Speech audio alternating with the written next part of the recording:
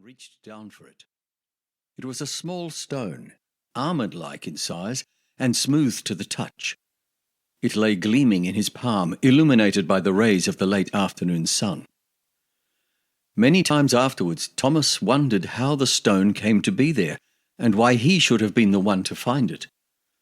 But at that moment the youth simply admired his new prize, captured by the striking swirls of blue and purple that covered its surface.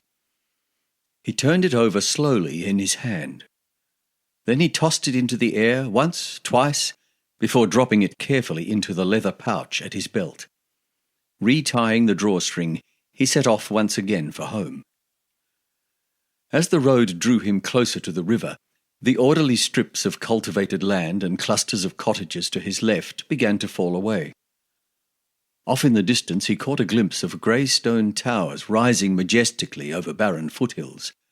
A sprawling town surrounded the castle with its lofty towers, and beyond the ford the road wound its way up to the ancient walls that encompassed the town. To his right, the last trees of the great forest advanced almost to the water's edge. Noticing the spreading gloom beneath their silent boughs, Thomas quickened his pace. As he approached the ford, children's laughter drifted toward him from a nearby farm. A dog emerged from the forest ahead and set off slowly in the direction of the voices. At the sight of the dog, a wave of bitter memories welled up inside him. He had been up most of the previous night tending a sick greyhound and the frail litter of tiny puppies put at risk by her illness. His efforts had drawn a rare compliment from his father. Emboldened by the unexpected response, he again asked for a dog of his own. Once more his father had refused. "There are 15 dogs across the courtyard," he replied impatiently. "Fine animals, too. The king's own hounds. Best in all Arvenon. What do we want with another one? I'll hear no more about it."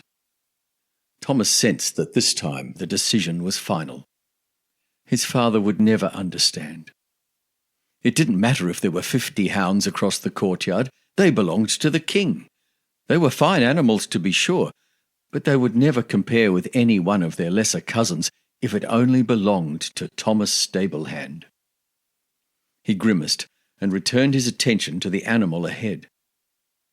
The dog seemed unaware of his approach.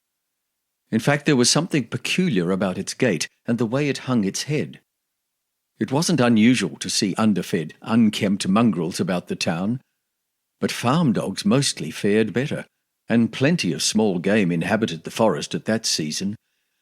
The animal appeared intent on joining the children. If it was a pet, someone at the farm would take care of it. Thomas soon overtook it. As he passed by, the dog finally noticed him. It looked up at him as his hand, probing absently, chanced upon the stone hidden securely in his pouch. He gasped with fear and amazement. How could he have thought it was a dog? He shrank back in terror from the snarling face and ravening jaws of a wolf. The wolf's eyes burned into him, hideous, unnatural, and filled with savage hate. Nothing else mattered except to escape those eyes. Knowing it was futile, Thomas turned and ran for his life. He sprinted down the path, heart racing. His legs, already weary, quickly began to ache. A sharp pain stabbed his side. He risked a glance behind him. The wolf was almost upon him. Utterly terrified, he flew blindly from it. Once he stumbled on the rutted path and almost fell, but he recovered and flung himself forward again. His breath rasped painfully into lungs of fire. His world narrowed to the desperate pounding of his feet and the pain in his lungs and side. Inexplicably, the wolf had not run him down, but from its snarling it was right behind. He cast around frantically for a haven, and a rough wooden farmhouse caught his glance. 3 young children chased each other nearby.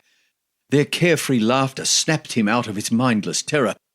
"Run for your lives! Save yourselves!" he gasped.